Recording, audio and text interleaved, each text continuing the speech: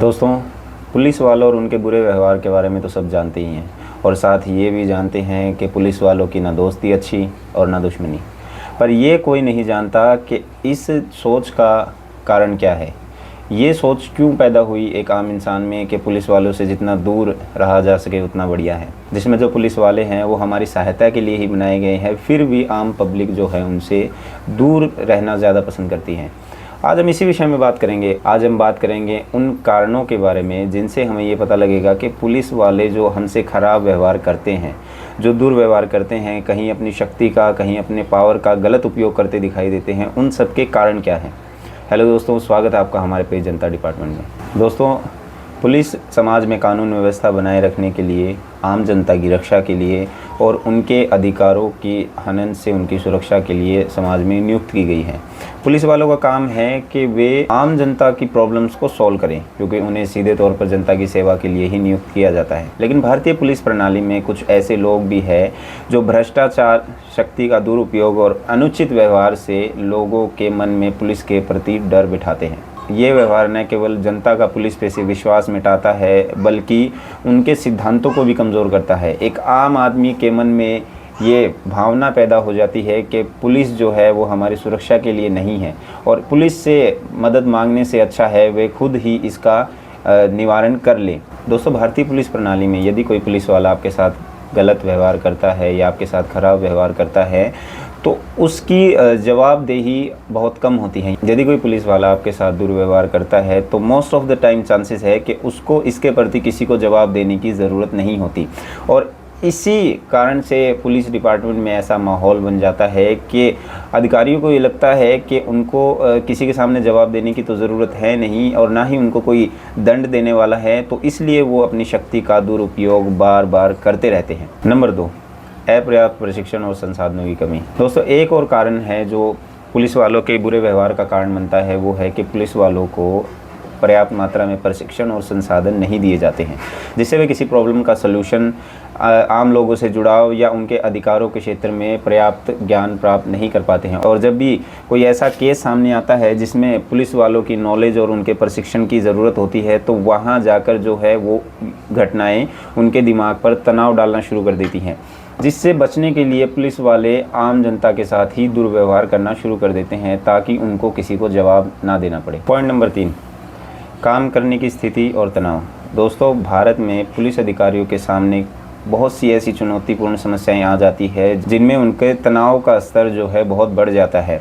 लंबे समय तक काम करते रहना, अपर्याप्त संसाधन, अपर्याप्त सुविधाएं और उच्च दबाव वाली स्थितियों में अधिकारियों के मानसिक और भावनात्मक स्वास्थ्य पर असर पड़ता है, जो संभावित रूप से उनके व्यवहार पर भी असर डालता है। पॉइंट नंबर 4, दोस्तों, ये जो पॉइंट है ये मेरी नज़र में सबसे बड़ा कारण है पुलिस वालों के बुरे व्यवहार का, भ्रष्टाचार और राजनीतिक हस्तक्षेप। दोस्तों, आप सब ये तो जानते ही हैं कि पुलिस वाले जो है वो गवर्नमेंट के अंडर में आते हैं, यानी राजनेताओं के अंडर में आते हैं, जिससे पुलिस डिपार्टमेंट में राजनेताओं की हस्तक्षेप या कहीं राजनीति का हस्तक्षेप बहुत ज़्यादा होता है, जिसके कारण कई बार उन्हें बहुत चुनौतियों का सामना करना पड़ता है। कई बार पुलिस वाले चाहते हैं कि वो अपने काम को सही ढंग से करें, लेकिन राजनीतिक हस्तक्षेप के कारण उनको पक्षपात, समझौता या फिर गलत निर्णय या फिर गलत तरह से व्यवहार करने पर मजबूर किया जाता है, जिससे पुलिस वालों की छवि खराब होती है और लोगों की नज़र में वे बुरे बन जाते हैं। दोस्तों, ये थे कुछ पॉइंट जिनसे हमें लगता है कि पुलिस वालों के व्यवहार पर बड़ा असर पड़ता है।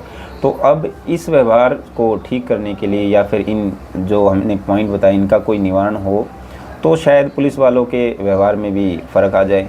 हमारी नज़र में इनके कुछ पॉइंट है, कुछ जवाब है जो कुछ यूँ हैं कि सबसे पहले तो सख्त जवाबदेही। जब भी कोई पुलिसकर्मी कुछ बुरा करता है, अगर उसको अपने सुपीरियर या फिर आम जनता को भी जवाब देने की ज़रूरत पड़ने लगेगी, जब उसको ये लगेगा कि मैं अगर कुछ गलत करता हूँ तो इसका अंजाम बुरा हो सकता है, तो हो सकता है कि वो भी अपने बुरे व्यवहार या फिर अपने बुरे काम को करने से बचे और वो भी ये कोशिश करे कि मैं सही ढंग से काम करूँ, जिससे मुझे आगे जाकर कोई प्रॉब्लम ना हो। पॉइंट नंबर 2 ये है कि दोस्तों, पुलिस डिपार्टमेंट में पर्याप्त मात्रा में प्रशिक्षण और व्यावसायिक विकास होना चाहिए। अब ये क्या है, पुलिस कर्मियों की प्रशिक्षण की गुणवत्ता और कार्य क्षेत्र को बढ़ाना बड़ा महत्वपूर्ण है। प्रशिक्षण कार्यक्रमों में न केवल कानून प्रवर्तन तकनीकों पर बल्कि नैतिकता, मानवाधिकार और सामुदायिक पुलिसिंग पर भी काम करना चाहिए। उनके ऊपर भी ध्यान केंद्रित करना चाहिए, जिससे वे व्यावसायिक विकास कार्यक्रम अधिकारियों को नवीनतम प्राथमिकताओं से अपडेट करते रहें, जिससे वे जो डे बाय डे बदलाव हो रहा है टेक्नोलॉजी में या फिर आम ज़िंदगी में, वो उनके साथ अप टू डेट रहें और जिससे उनकी मानसिकता जो है सही बनी रहे। पॉइंट नंबर 3, काम करने की स्थिति में सुधार। दोस्तों, आपको ये पता ही है कि पुलिस डिपार्टमेंट में काम करने का कोई सही समय निर्धारित नहीं है। हो सकता है उनको 24 घंटे, 48 घंटे लगातार काम करना पड़े। तो एक पॉइंट ये भी होना चाहिए कि पुलिस वालों के काम करने की जो प्रक्रिया है, जो प्रणाली है, उसमें थोड़ा सा सुधार करना चाहिए, जिससे उनको भी थोड़ा समय मिले कि वो भी अपने बारे में कुछ सोच के या अपने परिवार के साथ समय बिता सके, जिससे उनके मन पर भी अच्छा प्रभाव पड़े।